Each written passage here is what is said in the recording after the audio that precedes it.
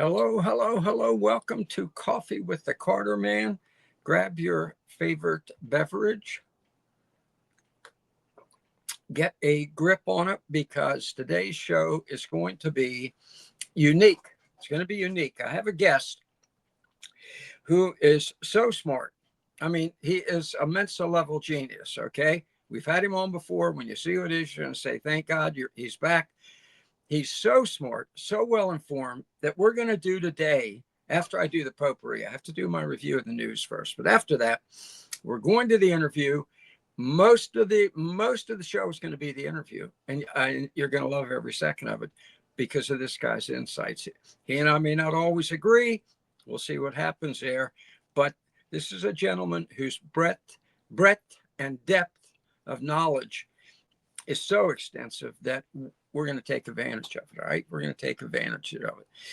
But first, we're going to finish up with predictions like we always do. Everybody knows the rules. First, we do the potpourri review of the news, okay?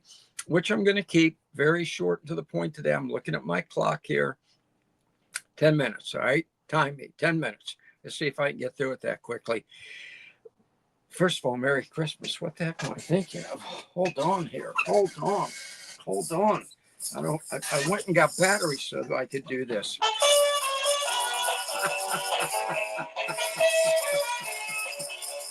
All right. Oh, Reba. All right, Snoopy. That's fine. We got it. Yeah. You say, well, why come it's Feliz Navidad? Because my wife is from Honduras. So we got this Snoopy Feliz Navidad. Merry Christmas to you. It's that time of the year.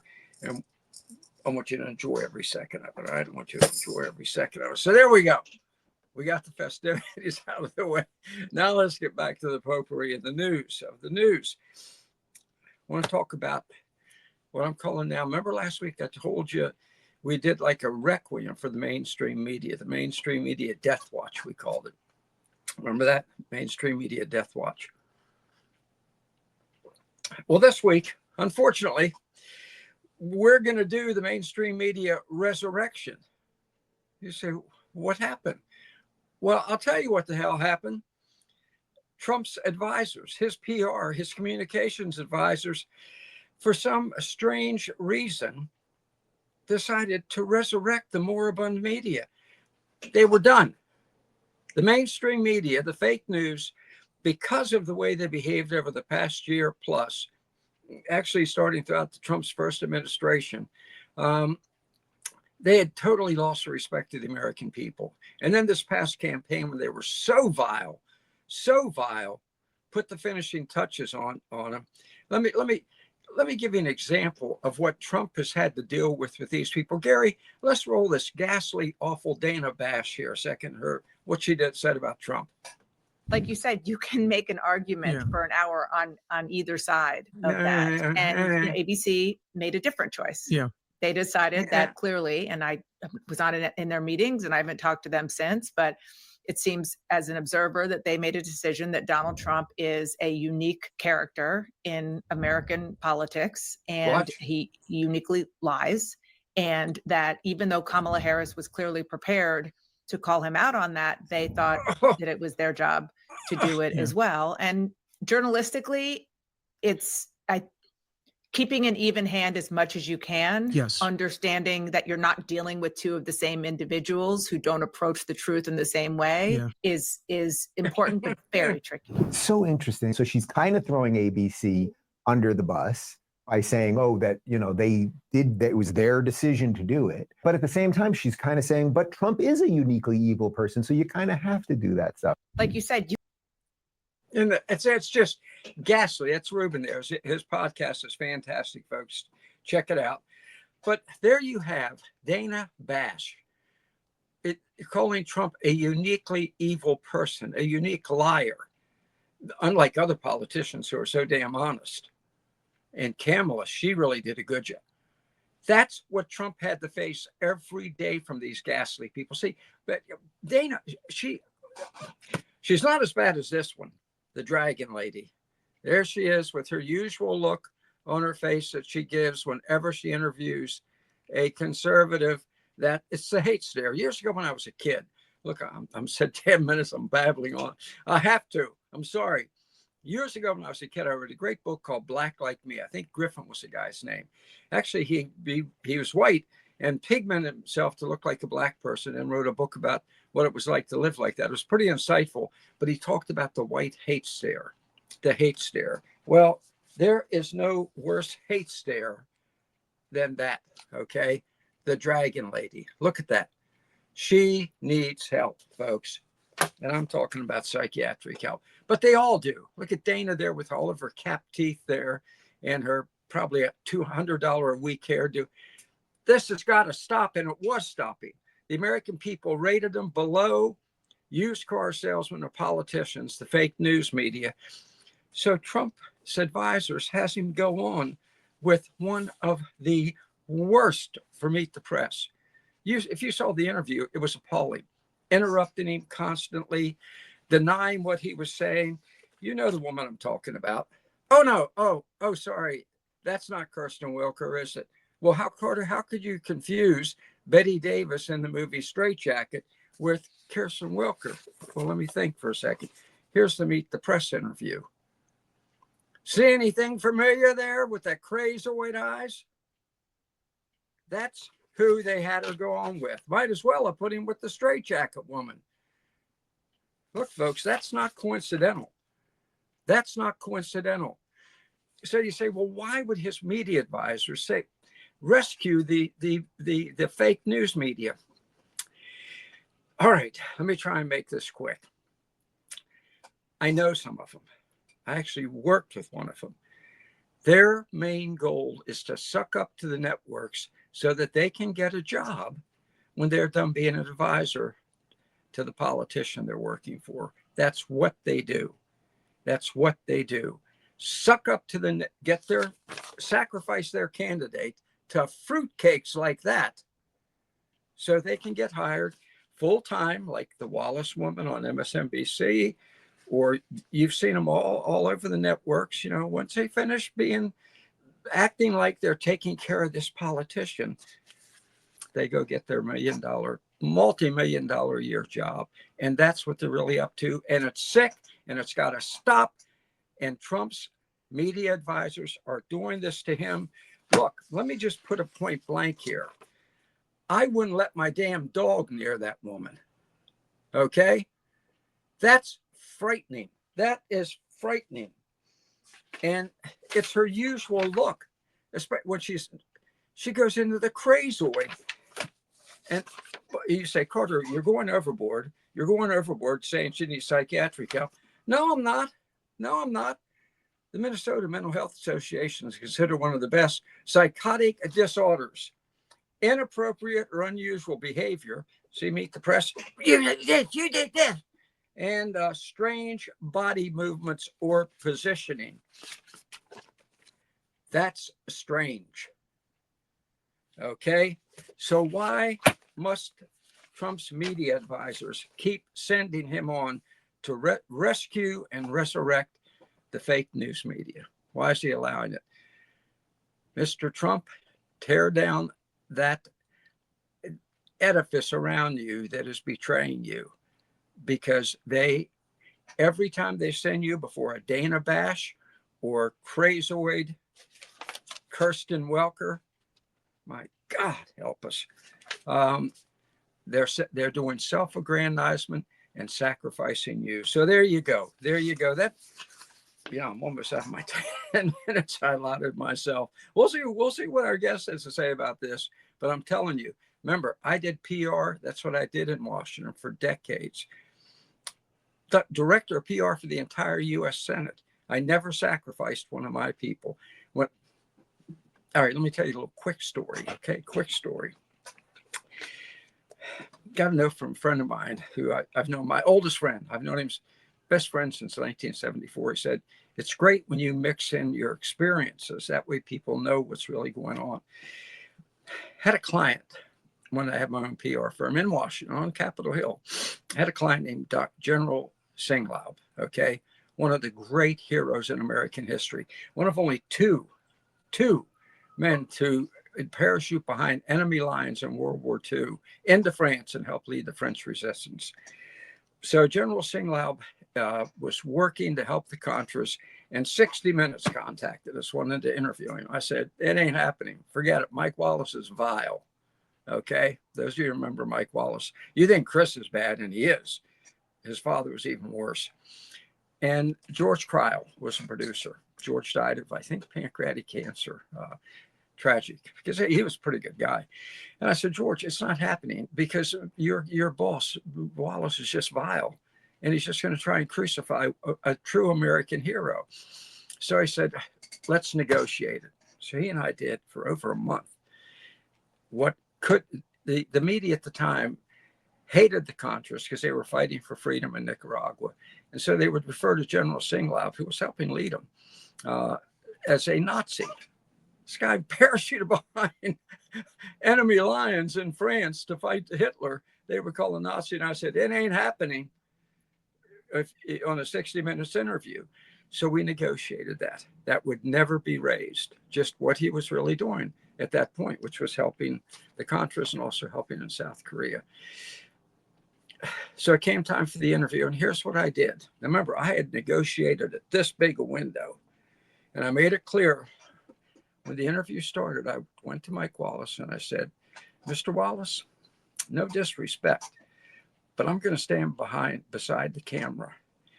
And if you say the word Nazi one damn time, I'm knocking over the camera. Okay? Well, he didn't say it. The interview was so good that Bill Casey, who was a good friend, the head of the CIA, good friend of Singlaub, said, thank God they lionized him. And they did, and he deserved it. Well, Trump's not getting that from these crazoids, okay? Because his PR people are more concerned about themselves than their, in this case, client, okay? So any of you who are watching, I know we got a lot of viewers who have Trump's ear, tell him, clean him out now, and go back to saying, you're the fake news. Talk to alternative media. There's plenty out there, and they'll be honest. Megyn Kelly, great podcast. Let her do the interview. So there you go. Now I was going to get into birthright. Look at this, time is flying. I was going to get into this whole issue because Kristen Welker raised the issue. Are you going to send all those little kids home? Birthright citizenship.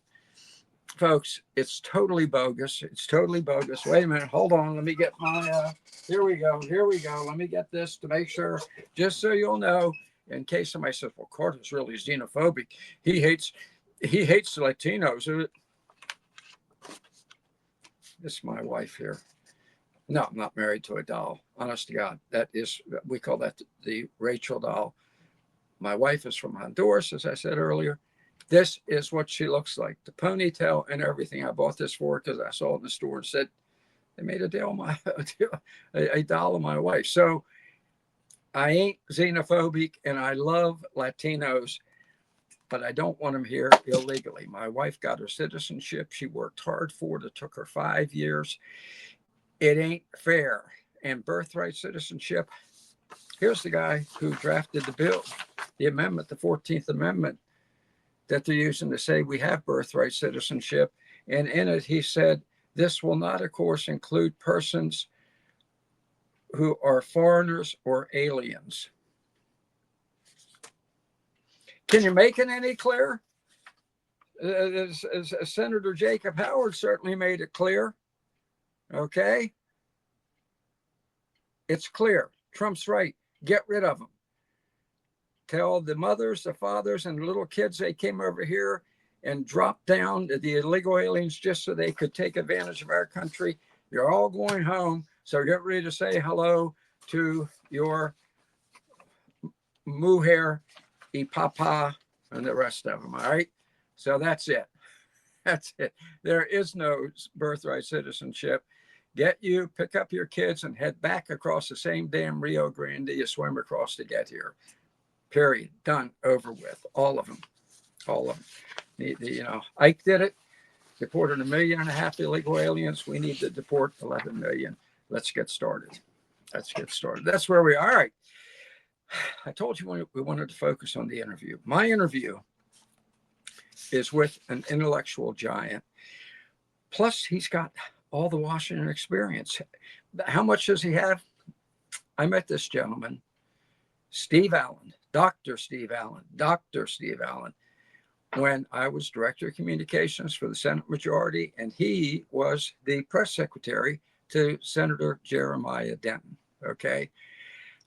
That was 1980. So we're talking over 40 years I've known him. He has over 40 years of incredible political experience, plus being a genius. And let me just look at my list here. Okay. I grew up on a chicken farm in Alabama, so he's got real world experience too. Has a master's degree in political science at age 19, followed by a law degree and a science PhD. He worked with Ronald Reagan. He worked with Jack Kemp, worked with Newt Gingrich for president campaign. Yeah, a lot of experience there. So when he talks politics, he knows of what he speaks. He speaks. By the time he was 21, he had hung out with George W. Bush. We all have skeletons in our closet. Interviewed Joe Biden, of all people, had lunch with Ronald Reagan. Tremendous insights, tremendous experience, tremendous intellect. Let me welcome Dr. Steve Allen now for the balance of this podcast. Dr. Steve, good to see Hello. you again. Well, I appreciate the compliments. You are. I tell you, this is a true pleasure. And I know as we go through our whirlwind, what's up, as in what's up with that, I think people are going to agree with me that this is the most valuable 30 minutes or so that they are going to spend all week long because of your insights into what's going on. There is so much happening, okay? So much happening in the political arena, in the worldwide arena, that we have a little trouble sorting it out. Okay, we have a little. Let me go to something. Start with something that may seem minor, but it just galls me. Okay, article in Breitbart. Here we go. Mitch McConnell says he's not responsible for America's managed decline. He says, "Oh no, I did nothing ever wrong." The SOB has been in the U.S. Senate for over 40 years. He has never held a real world job. Never. You had the chicken farm, not Mitch. He has always been a hack politician. He has been there in that office while America has financially declined, while we have fought war after war that was absolutely futile. What do you think about his claim? There he is shaking hands with his best bud Schumer. What do you think about this guy's claim that I did everything right? No, nothing's my fault. What do you think? Well, there are very few people who've been in Washington a long time who can say that they've had a positive impact. McConnell, look, I'll give him credit for helping with the Supreme Court nominations and standing the line on that. But pretty much everything else, you see that he, he's the guy who has undermined Republican candidates in several elections, because if somebody was a populist, a Trump-oriented candidate, somebody who really spoke to the people, he would criticize them. He would let it be known before the election that was not a quality candidate. That was how he would put it. He would say, we have problem with candidate quality. And probably right now, we would have at least 56 seats in the U.S. Senate on the Republican side if it were not for Mitch McConnell's opening his big mouth and criticizing his own candidates. And there's just no excuse for that. Steve, you remember, now you have a better memory than me. In the last election, I think that ghastly Snake Reed out there in Utah, right? Nevada. Sorry, Nevada. You definitely have a better memory. When last time Reed ran, and he ran against a woman who was fantastic. Mhm. And she fought a good battle. I can't remember her name now, but McConnell went out and campaigned for Harry Reid. Do you remember Right. that? Well, McConnell, basically, by even just him talking about the Republican candidates being of low quality, and you'll notice that he always says that about the candidates who are on the opposite wing of the party.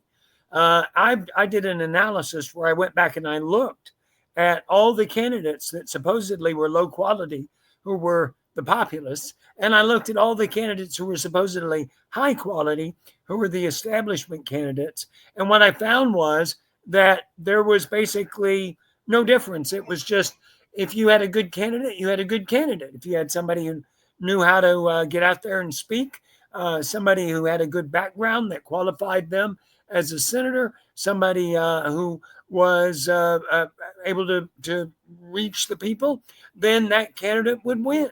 If not, the candidate would lose. And sometimes there are things you can't control. If you run in a state, if you're a Republican and you run in Massachusetts, say, you're at a great disadvantage. And if you go running in Wyoming, you're at an advantage. So, yeah, that plays a big part of it.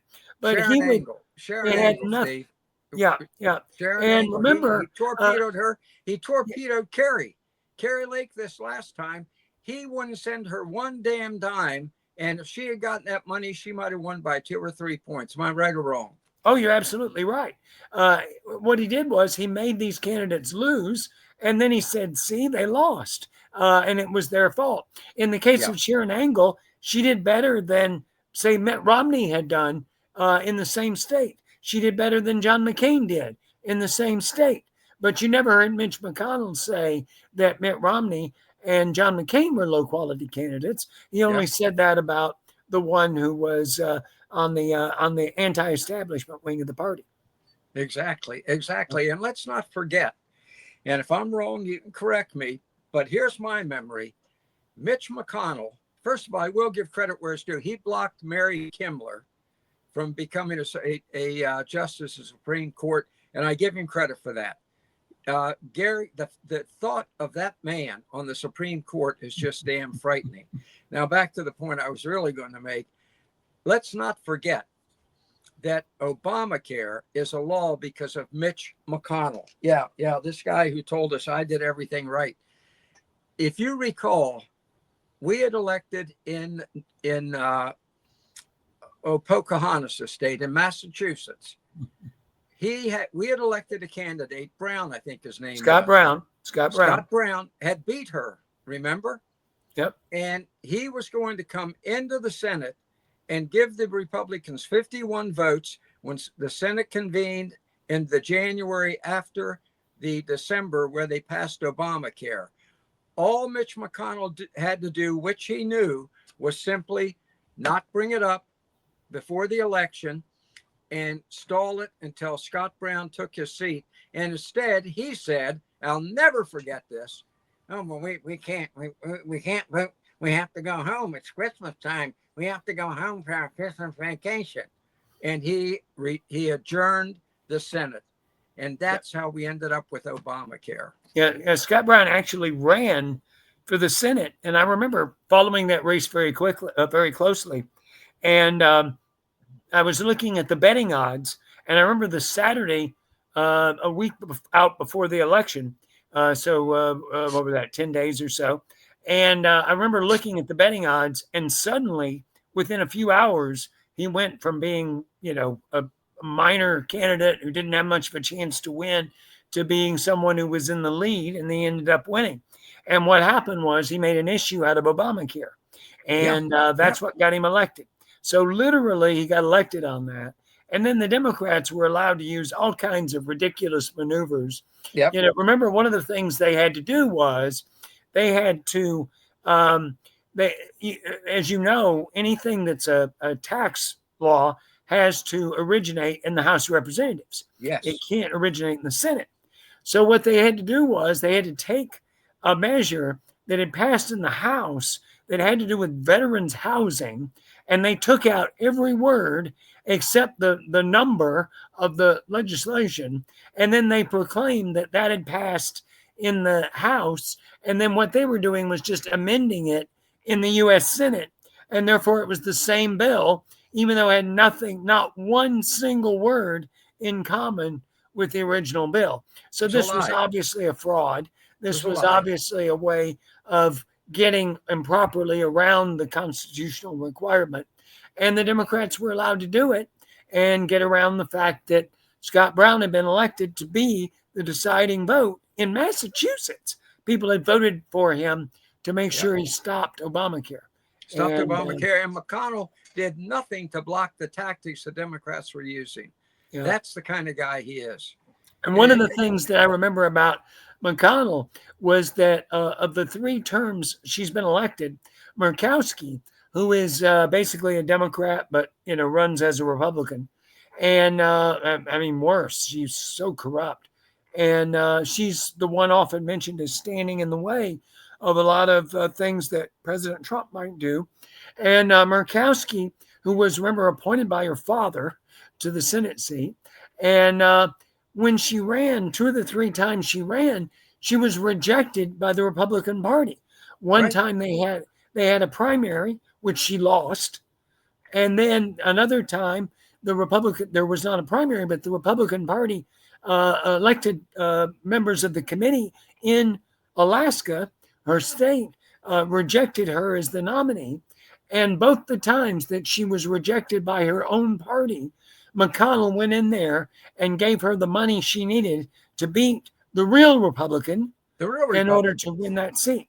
Yeah. And let's keep in mind, exactly, the woman is a crook and she's stupid. She failed the bar exam 4 times before her father, who was also a crook, went ahead and appointed her to that Senate seat. And she votes consistently against everything Republicans believe in. As a matter of fact, and I'm glad you brought her up, because she is one of what I call the Sinister 7. Okay.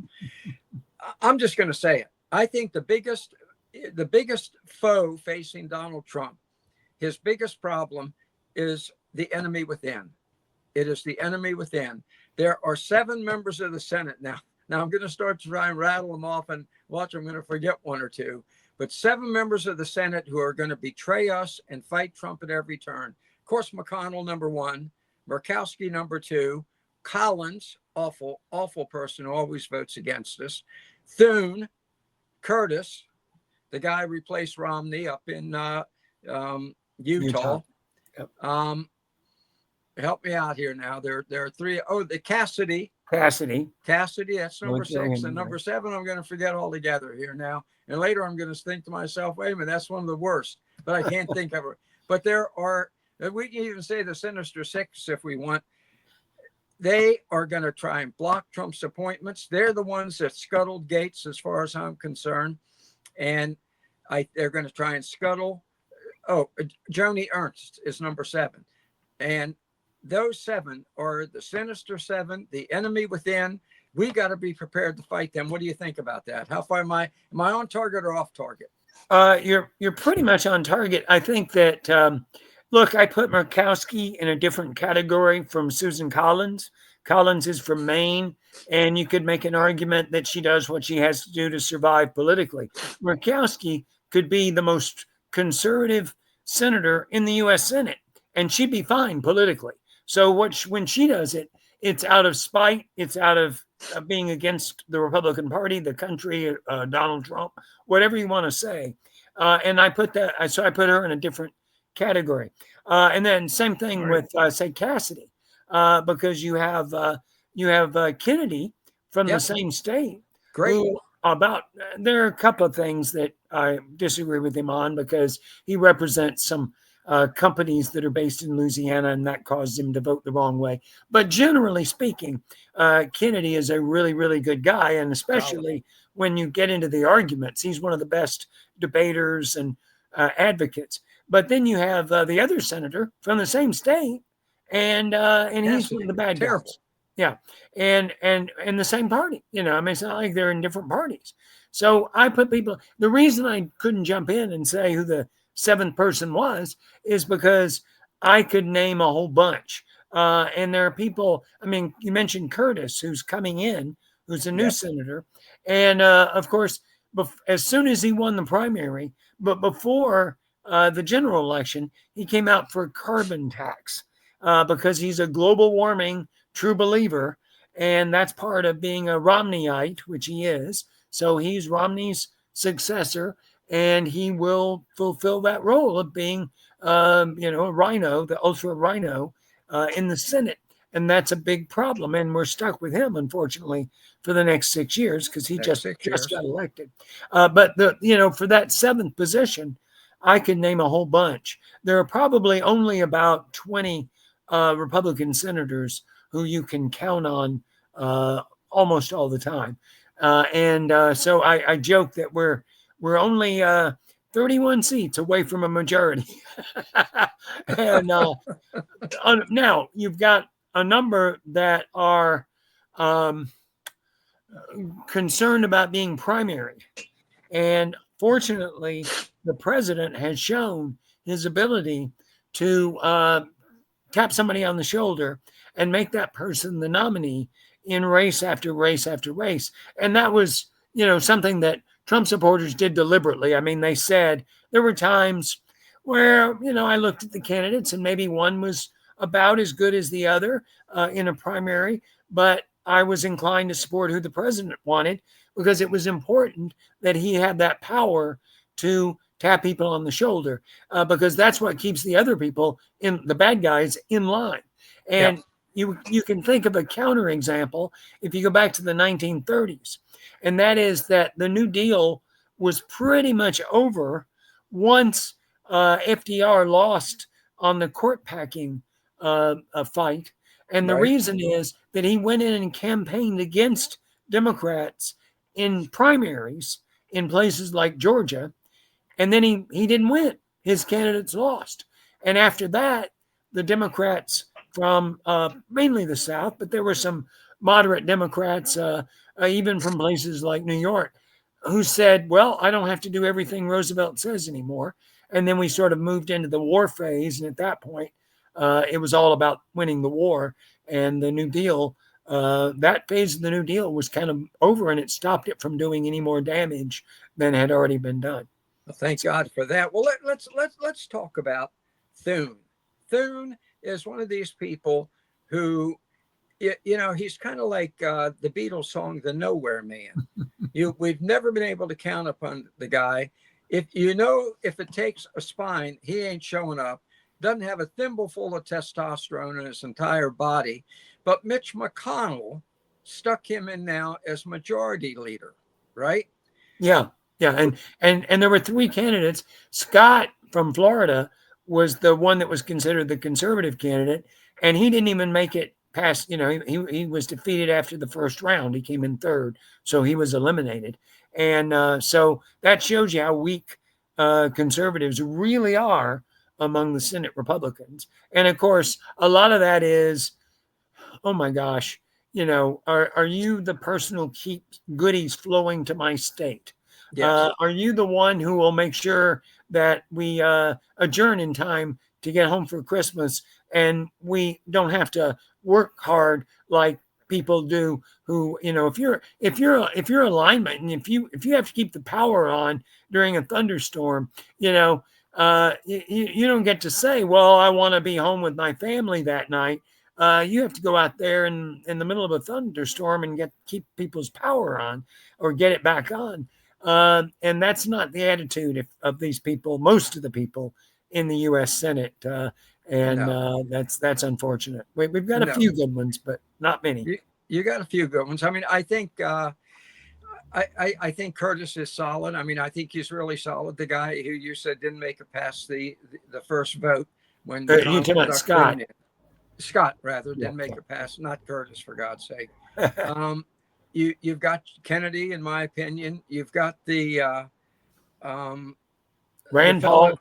Rand Paul, fantastic. Rand Paul, fantastic. Always is in the fight there. The fellow who I keep thinking is from Iowa, but Josh. Hawley from Missouri. Hawley from Missouri. That's right. Yeah. Hawley from Missouri. The guy seems to be outstanding. What's your take on him? Oh, yeah. Now you have to understand, he's the target of the establishment people because he's seen as a populist. And look, I understand he sort of, one of the big controversies right now is that Trump kind of made a deal with Sean O'Brien from the Teamsters. Trump needed that little bit of extra vote that would come from having the Teamsters. They didn't technically endorse him, but they kind of did. If you followed it, everybody knew, and that was important. Trump had to get a majority or at least a plurality of the popular vote. And you say, well, you don't need that to be president, right? But the other side takes you as illegitimate if you don't win the popular vote. They never discussed. By the way, every textbook says that John Kennedy won the popular vote in 1960, and I was the journalist who dug up that is not, in fact, the case. And I'm not even talking about, say, election fraud or anything like that. I'm talking about that there were votes that were counted wrong, as was noted at the time by the New York Times.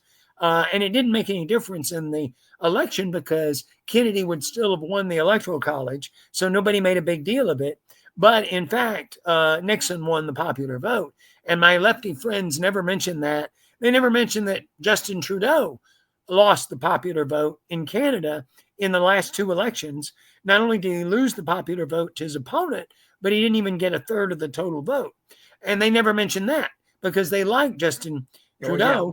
So they don't mention that he lost in the Canadian version of the Electoral College. And by the way, my lefty friends all lie and say we're the only country with an Electoral College, when in fact most large democracies have an Electoral College. They just combine their version of Congress with their version of the Electoral College, and they call it Parliament. But it has the same effect in terms of the way in terms of the way the elections work. It's basically the same thing. So Nigel Farage, for example, a couple of elections ago, the conservative, you might say, third-party candidate in Britain, he came in third in the overall vote, but got no seats in Parliament because of the way their version of the Electoral College works, and it shut him out. Whereas the Scottish Party came in fourth, and they got a bunch of seats because they were targeted in certain areas. So anyway, so the point is that when the left criticizes the Electoral College, they just don't know what they're talking. They'll say it was there to help slavery or something, which is totally made up. There's no basis for that, and they don't know what they're talking about. But anyway, that's a side note. Well, it's on a side note because it really goes to a point that I wanted to talk to you about.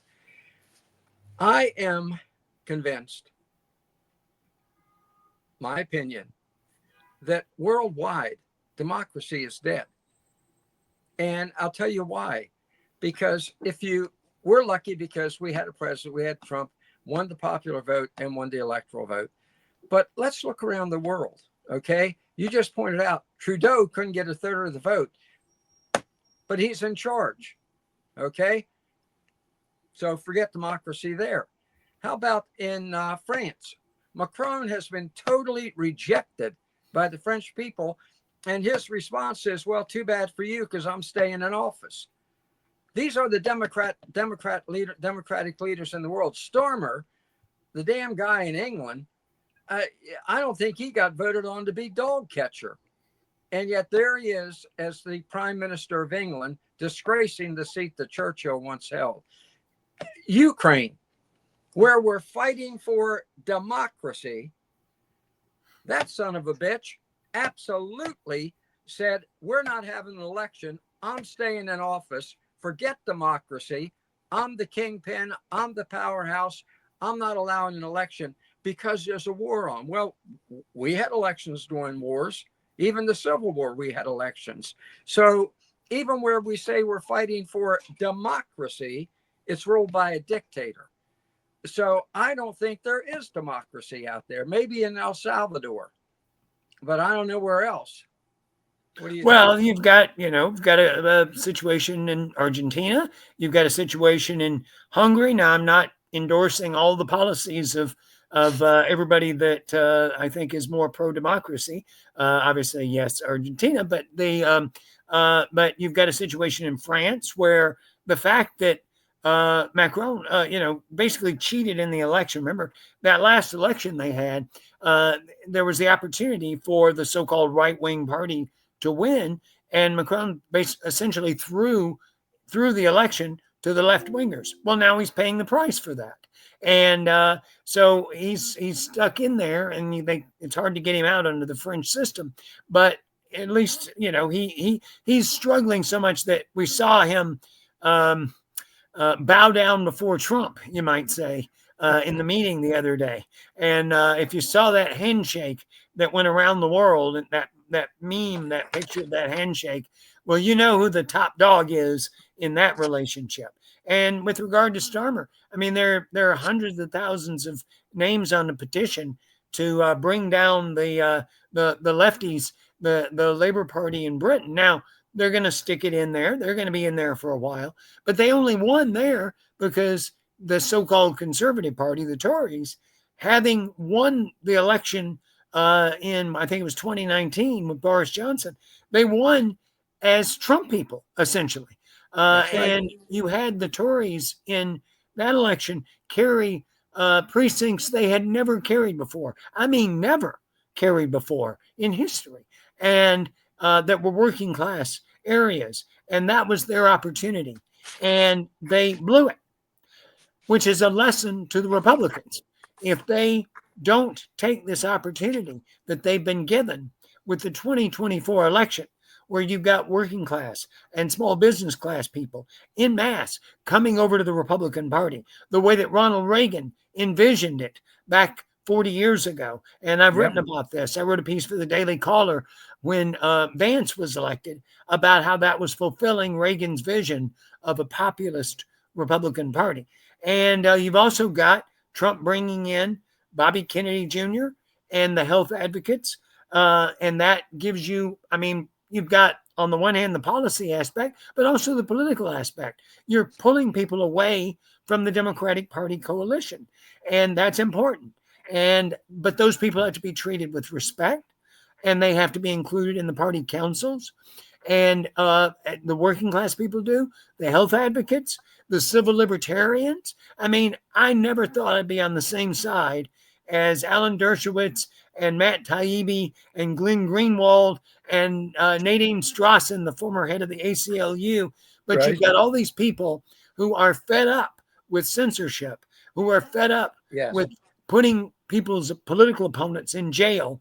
And that gives our side a tremendous opportunity. But we've got to include those people, and we've got to have a platform that is based on meeting their needs. And that if we don't, the thing's going to fall apart. But if we do, then we could do to the Democrats what happened in 1800 and the years after that.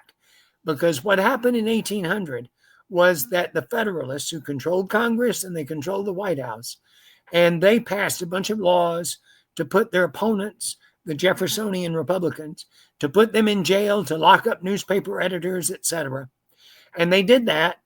And the 1800 election became a referendum on that issue. And they lost. And the Jeffersonian Republicans ended up having the White House for 3 consecutive 2-term presidencies, a total of 48 years. And by the time that was about 2/3 of the way over, by 1816, the Federalist Party was dead. The last presidential candidate they ever ran was in 1816, and they had controlled the government from day one with George Washington and John Adams, and they completely blew it.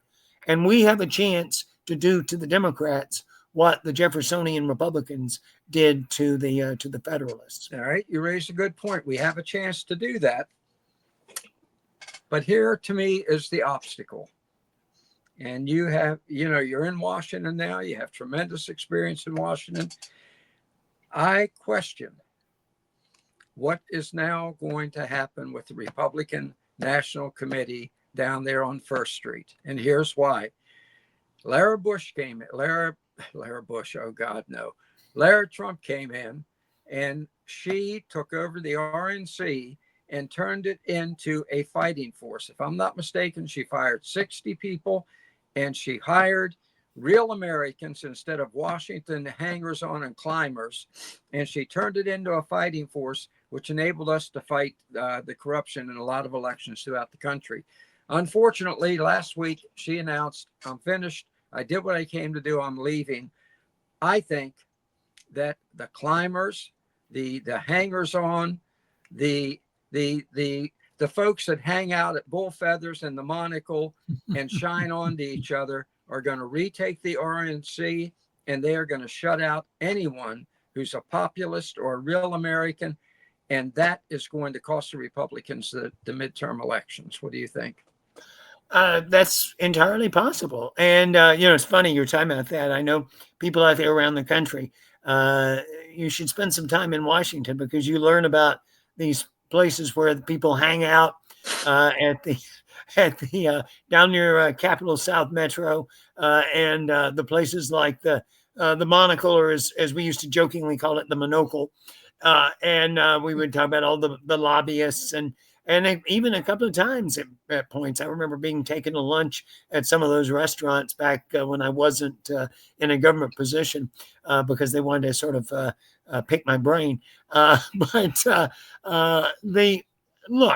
There's an establishment, these people who have gotten rich off of contracts with the Republican National Committee, with the various campaigns, who didn't know what they were doing. Where did the Lincoln Project come from? That's those are people that used to be Republican consultants. And they were, I don't want to use, inflammatory language, but I'm sorry, they were parasites. They were living off the contributions of little old ladies who took a little of their Social Security money and they sent it into the Republicans to get Republicans elected. And these guys, they got rich off of it. And that's why they were so vehemently anti-Trump. And I think the Lincoln Project probably ran more. I don't think I've ever seen a commercial they did, and they did many, many commercials. I don't think I've seen a single one that was true. Every single one had some outright lie in it, and that's how they operate. I've often said that the Rhino Republicans, they don't know how to win on the issues. No. So they have to run on things like, oh my gosh, your brother-in-law got arrested for drunk driving 20 years ago. And therefore, look at the Larry Hogan campaign in Maryland. Now, I understand that was an extremely difficult race, probably not winnable, certainly this year. But the Larry Hogan commercials were all about whether his opponent had taken some tax deduction because she got her mother's property and she kept the tax deduction that her mother had because her mother was elderly. Who cares? Who cares? At least if you're going to run a campaign, run it on the issues to build your party and your movement for the future. Maryland is a state that we could have some success in. And, we won the governorship with Hogan. We won the governor twice. We won the governorship with Ehrlich before that. And we won the governorship with Sowerbury in 1994. And they had to keep counting the votes until in Baltimore.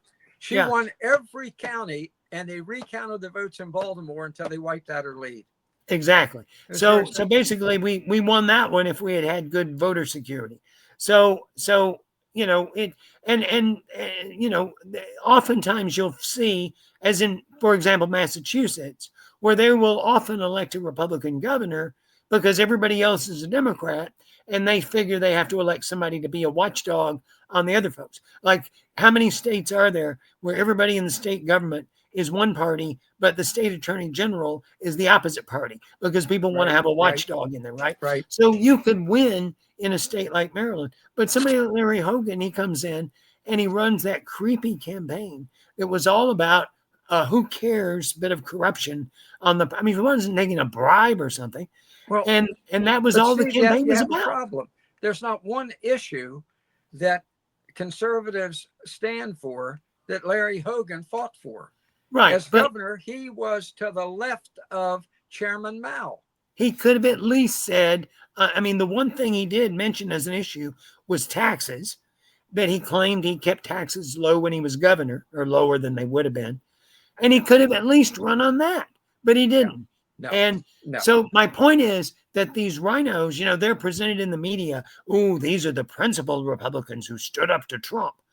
In fact, these are the people who don't know how to run on issues. So they have to run on personalities. And I'm sorry, I'm glad we beat Michael Dukakis, but we should have beat him on the issues and not on, okay, I get it that, he was not for the Pledge of Allegiance in schools. I get that, okay? But the point is, that should have been the opening. That and him letting out prisoners early.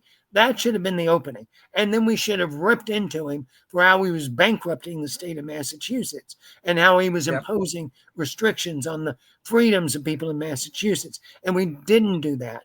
We instead, we hit him on an easy win, but one that didn't advance the agenda in the long run. You've got to pivot and run on the things that people will remember. And that's what Trump was doing. Trump has been, has said, I'm going to take this position, and even if it hurts me politically, I'm going to take it. And if you recall, that's what Ronald Reagan did. Year after year, Ronald Reagan was the hardcore guy on the Soviet Union. And you know what? Eventually people went, holy cow, Reagan's been right all along. We've got to elect him. Same thing with Winston Churchill and Hitler.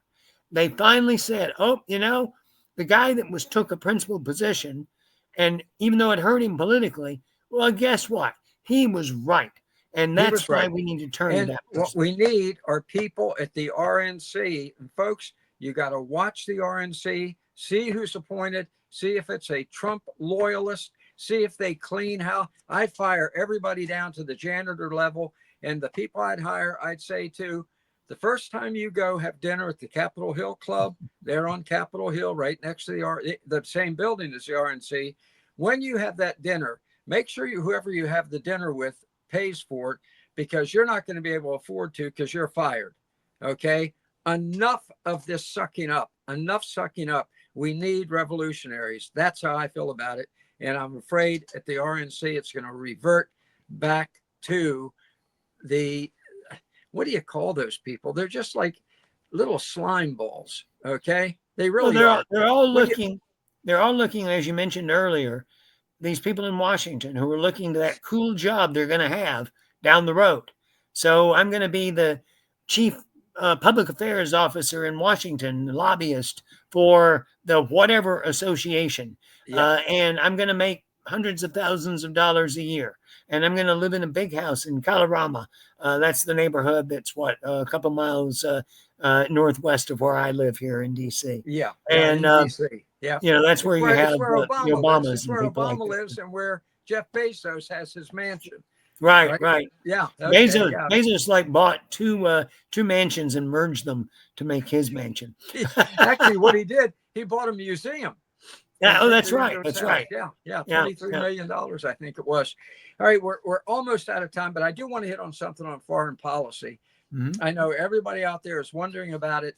This situation in Syria, where the United States, here I go again, I'm going to give you my opinion, which you may say that is really warped, but where the United States supported the terrorists, absolutely have now turned a country over to horrifying terrorists, head choppers. Giovanni is a head chopper. That's what he did. And our CIA sided with them to hand them Syria. What the hell's going to happen over there now? Well, I think about what happened with Libya, with Hillary Clinton. And there was Gaddafi, who was a monster. I hope he's burning in hell for all eternity. He deserved everything that happened to him. But what happened when Hillary got rid of him? And that is that, excuse me, they ended up bringing slavery back. They had slave markets. Yes, slave markets. And you had a country in Libya where, other than Saudi Arabia, that was the main source for Al-Qaeda terrorists. And here you've turned it into this chaos. Well, now that's what we have in Syria. So and the person who appears to be in charge has a $10 million bounty on his head that we put on him. We This, put on him because this he's is- a terrorist. this is the guy who, until 2017, was the head of the local branch of, see if you've heard of this group, Al Qaeda. Yes. And Joe Biden goes out there and he's bragging about this wonderful job that his people have done. You know, look, and I'm so happy that the real president, the one they welcome in France as the real president, that he put out the note that this is not our business and we need to stay out of this because look, the Israelis are moving in. They're moving in the Golan, which obviously, by the way, Jelani, that's where he got his name. Oh, yeah. He has a nom de guerre. How many people do you know who have a nom de guerre? I want to have a nom de guerre someday. His so- nom de guerre is Golan, because his family was in Golan and the Israelis, suggested they leave. Let me tell you something. I had very dear friends who were Palestinian, right? Went to Right. visit him in Ramallah, okay? And the father opened the drawer of his desk and showed me, now remember, this was like 1990, showed me the key to the front door of the home he had in Jericho that he had to leave in 1948. And he said, one day I'll use this key to get back in my house. That's their attitude. And that's who we now have placed. We have now placed as the leader in Syria. And the thing about Trump is, people around the world look at him, and part of this is his actual personality, and part of this is he got shot and survived and got up and was saying, fight, fight, fight. I mean, they're scared to death of him. And that's what you want. This is like Ronald Reagan only in some ways better. I mean, obviously Ronald Reagan was shot and almost died, but the way it happened with Trump, and the fact that he has this persona, this gives us a real opportunity because he can go in there, and we saw that with the Abraham Accords. He has credibility with a lot of these folks that somebody else wouldn't have, and certainly a joke like Joe Biden or Kamala Harris. Oh my gosh, when you think that, the idea of a Joe Biden as president or Kamala Harris as president or Tim Walz, the guy who openly admires communist China, as next in line. We dodged a bullet, you might say. We dodged the bullet. All right. That brings us to the close, our predictions. Our predictions, right? Let's get Gary in here, our producer, and Sam. I love the predictions. All of us have to give our prediction as to what the big events we expect to unfold. I'll go first. Mine is that, and you hinted at it, Steve, we are going to rue the day that we overthrew Assad, because Syria is going to turn into what we turned Libya into, as you said, Lebanon.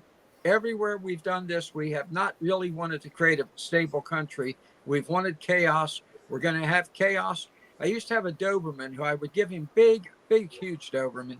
I'd give him stuffed animals. And every time I gave him one, he'd rip the throat out and choke on the stuffings. We're going to choke on these stuffings. That's my prediction. Gary, what's your prediction? I'm going to be honest with you. When it comes to that situation, I don't have any prediction. Every one of them seems to be gung-ho about doing this or not doing this until there's money here and money there. And you ask me, it's a big fucking scam and a lot of people are dying. Just end it. Be done with it. If you got to level a whole desert, level the desert. But it's been 35 years of this nonsense. End it. And It's not a prediction. It's a request. all right, Sam, what do you got for us? Yeah, I like that too. Yeah, it's enough is enough. And this, the news lately just shaking all over this. It's just like, I've been there, done that. And I know how this movie ends. I don't want to watch it again. Yeah, they love it. They love it drawn out because when Yeah. it's drawn out, you got drawn out ratings and something to constantly talk about. Meanwhile, there's how many Americans still held in a cave somewhere. They're all dead. Let's be honest. They're probably all dead. They've probably been dead for quite a while. But if they keep saying they have American hostages, then we keep saying, okay, well, go ahead and spend $72 billion more on warheads that you're not using to resolve it. Yeah. Sorry. All right, Steve, give us your prediction as to something that's going to unfold over the next couple of weeks that maybe a lot of us don't realize, but you are there in the heart of the beast. So what's going on? Well, I think in the what's going to happen in the Middle East, and this is really over the next many months, and that is that Iran is in deep trouble, and I think we have the opportunity to neutralize Iran and perhaps impoverish it, and perhaps eventually bring down the government that's been in there that Jimmy Carter, recall, allowed to be Yeah. put in place. Yep. We had the opportunity to stop that, and we didn't because of Jimmy Carter. And his UN ambassador said the Ayatollah Khomeini would one day be considered a saint. That was the attitude of the left. And then domestically, I think that the senators are going to, the Republican senators who are holding out on these cabinet nominations are going to really feel from their constituencies to the point where we might win on these, even some of the dicier ones, because they don't want to be primaried. They don't want to be defeated in the primary. They don't want to, and they want to have a career in the Republican Party. And a lot of this stuff is just nonsense that they're bringing up about Republican nominees and Trump nominees. And if Trump wins this, then he's going to be dominant for a while. The left did not expect the results because they lied to themselves. Remember, David Plouffe admitted, the famous Democrat strategist, he admitted that they never had a poll showing Kamala Harris ahead. All that was a lie. All that was a lie. We knew that. And the Democrats, they are so discombobulated and so at each other's throats. Then the question is, can the Republicans, can Trump put enough pressure on these Republican senators to get his way, and do that through the MAGA people, the people out there across the country? If we can win on these nominations, then I think we've got a chance for an FDR type permanent realignment like happened. All right. That is great. All right, folks. Thank you very much, folks at home. Thank you for joining us. And let me finish up simply by saying, let's go Tulsi and how's it going to Hegseth? Let's do this thing. Let's do this.